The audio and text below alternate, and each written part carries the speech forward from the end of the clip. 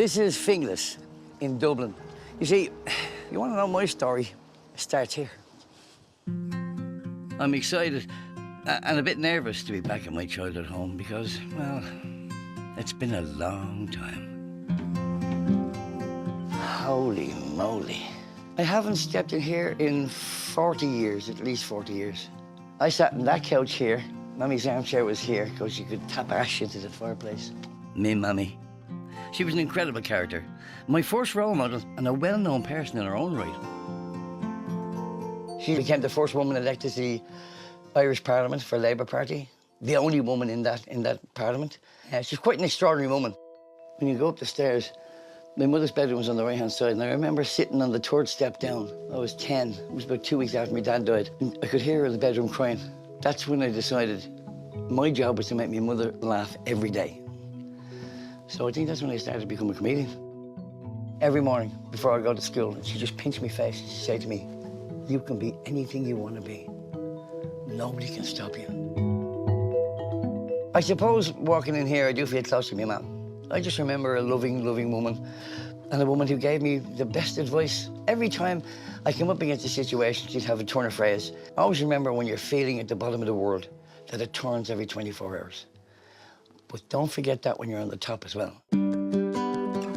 My mummy wasn't the only big female influence on my life, or my comedy. I spent hours as a kid knocking around the Moore Street Market. The women's stall holders here really held the fort. They were its beating heart.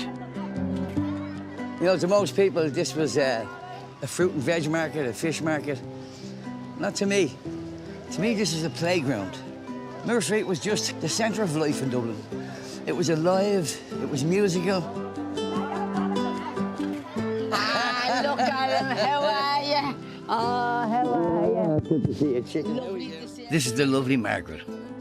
Her mother was one of my favourite stallholders back when I was a kid. I used to run errands when your ma was here. I'll tell you what I noticed about the women, and it's the one thing that they all have in common. First of all, family. Yeah. Their family was absolutely everything. And no matter how bad things got, they always thought their ship was just over the horizon. That's their right. ship was coming in. Yeah. And there was no men because they didn't need men. No, the women were very strong. Very, very strong. Men were very weak. Nothing has changed. But my life did begin to change. In my 30s, I got a bit of work on the radio and started to dream up a character, Mrs. Agnes Brown. Breaking into comedy wasn't easy, though. Like everybody's life, mine has been a roller coaster. Ups and downs and ins and outs. When I was particularly down, I didn't know what could save me bacon. I really didn't. I was at a loss. Then a man called Dennis Desmond came along. He owned the Gaiety Theatre. He said to me, "Scribble up something for me theatre. We'll run it for 3 weeks." He said, "It'll work and it'll sell out."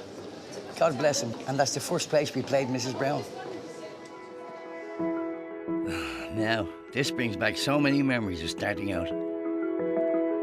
I wanted Mrs. Brown to be believable as a woman. So I was terrified that when I'd walk out, they'd go, "Oh, that's just Brendan O'Carroll with a wig." But it didn't. I have to say, it didn't happen like that. Literally, from the moment I went out and went, "Hello, son, sit down. Come in and talk to Mammy. Good boy."